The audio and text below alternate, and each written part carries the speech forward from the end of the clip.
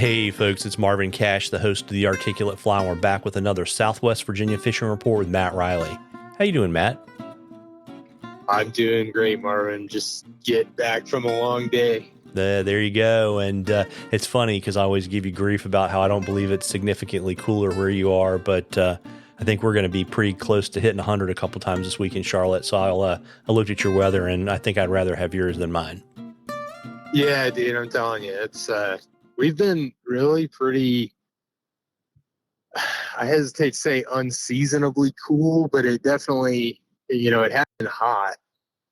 We've had some fairly cool weather, and but I guess I should say we're getting significantly warmer this week, and we're going to be consistently, bounce around highs between like upper 70s and upper 80s. So that's what we're looking at. We really haven't had a whole lot of 90, 95 this summer. It's been pretty cool, which is a double-edged sword when it comes to the fishing, but looking forward to this week for sure. Yeah, good for the rower, bad for the fisherman.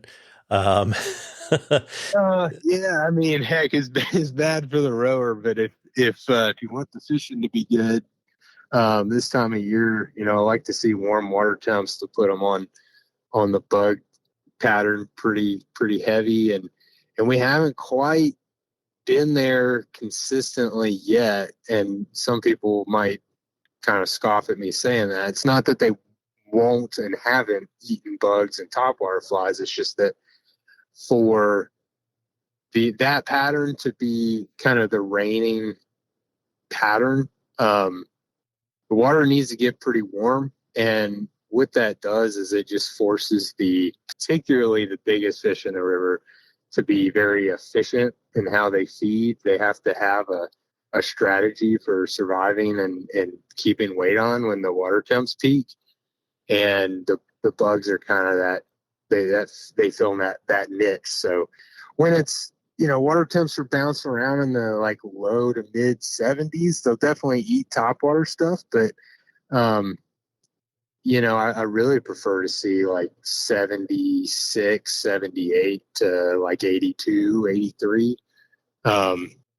Those are the days primarily where, you can put a bug on in the morning and just roll all day and do pretty well. So I think we're going to get into that this week for sure.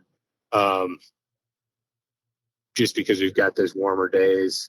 We've got some of the pretty consistent rain we've had in the forecast the last month or so in the rear view. And then, we're going to be hitting those 85, 89 degree days. So that's a thing for us. Yeah. And so, how did you have to kind of change things up? Were you fishing like more active topwater patterns like frogs and minnows, or were you having to kind of fish mid column? How did you kind of adapt to kind of being a little bit behind on the bugs? That's a great question. And I might not have as technical of an answer as people are looking for on that. I will still fish the wheels off bugs, because they will eat them and you will get big fish on them and you'll get some cool takes experiences. When it comes to like putting numbers in the boat, you will probably need to drop down and maybe do some streamer fishing and do a little bit more kind of, I guess you say, searching, especially if the water's up a little bit more and cooler, and pulling fish out of some moving water pockets and stuff like that. Again,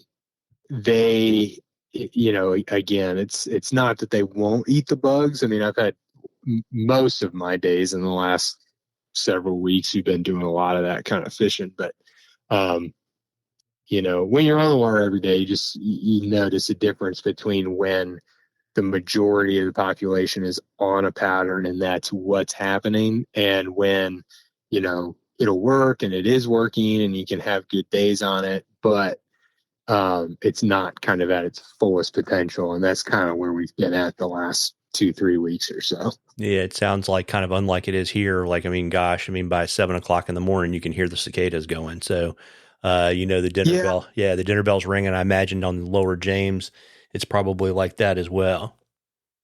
Yeah. I can't speak to that. I know, like I said, you catch them on top like that just about everywhere right now. And frankly, I will dedicate myself to that most days because now is the time for that. And most of my clients and myself want to do that right now. So that's what we're going to do. And we'll find success doing that. But, it's just interesting to see, like we were talking before we started recording, I was looking at my logs from the last couple of years, and we have been kind of in general been 4 or 5 degrees cooler in the last month than we were the last couple of years this same time. So it's just been a little bit different. I think we're a couple weeks behind, and good things to come. Hoping that means that we have a pretty, dry, warm, late August, September, and we get some rock solid bug fishing in then, and then, maybe that cooler, wetter pattern will take over for us in the fall, and we'll get some good streamer fishing and maybe an early jump on some muskie fishing too. Yeah, there you go. And folks, we love questions on the articulate fly. You can email them to us or DM us on social media, whatever is easiest for you. And if we use your question, I will send you some articulate fly swag. We are drawing for some cool stuff from Matt at the end of the season. And Matt, I think the last time I spoke to you, you weren't really trying to book into 2024 because had people that hadn't fished with you yet this season that you wanted to leave some space for them. But what does your guide calendar look like? It's a good question. Still pretty actively booking fall and winter, muskie, smallmouth, brown trout, etc. stuff. That's wide open. A lot of those kind of prime moon phase time frames on the muskie front are going pretty quick. Definitely, I've started booking some stuff for 2024 on a smallmouth front, spring and summer. So, I might hold off on booking some stuff, but as always, if people are interested, it's always good to kind of open a line of communication, figure out, wow, the schedule is still pretty open, what you want to do, what you want to get out of a day. And we can kind of target certain patterns and specific seasons and try to make stuff happen. So, always feel free to reach out. And as website is Matt Reilly Fly Fishing, and all my contact info is on there. So feel free to reach out however you prefer. Yeah, absolutely. And I know, all my other fly fishing friends are kind of noodling on any kind of show talking gigs in the early part of 2024. Have you gotten that far, or are you still kind of trying to figure that out? Yeah, so I don't, I'll be honest, I may have booked myself out of a couple, but I may be doing one in Cincinnati this year. Jury's still out on Richmond. I'm not sure if I'm doing that one or not. It's a good show. I just have a lot booked around that late January timeframe. So, it's still kind of on the horizon.